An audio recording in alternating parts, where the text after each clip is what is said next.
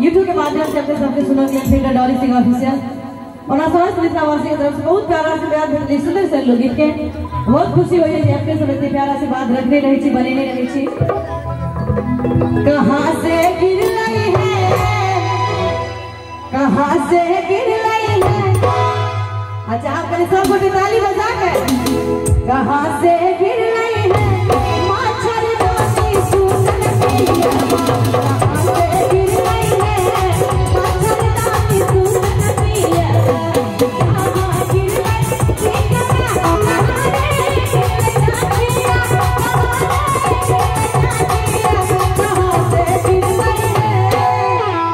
कहाँ से गिर रही है। जावी भाई जी ने सबको ताली बजा के कहाँ से गिर रही है मच्छरदानी सुनती है। कहाँ से गिर रही है मच्छरदानी सुनती है।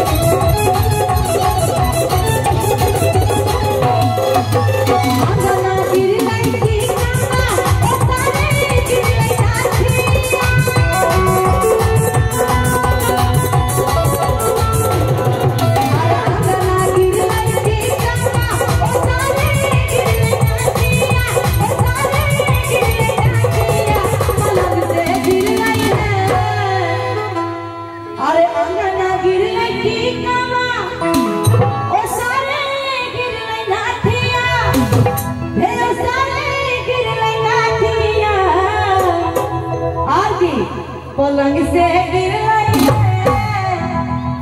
पलंग से गिर रही है। अगर ताली बजा के पलंग से गिर रही है मच्छरदानी सुनती है। पलंग से गिर रही है मच्छरदानी सुनती है।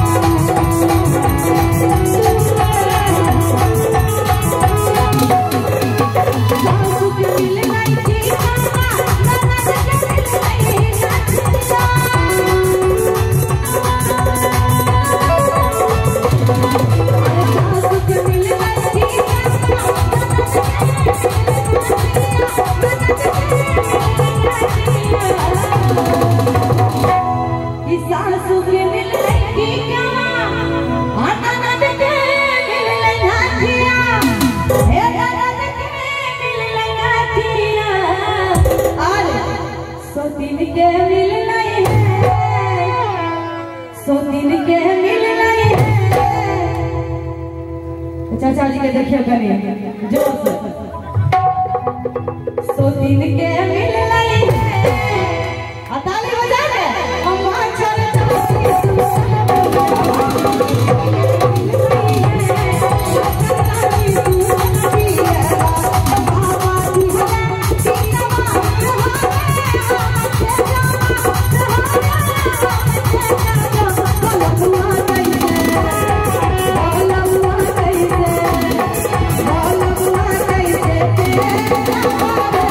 Oh,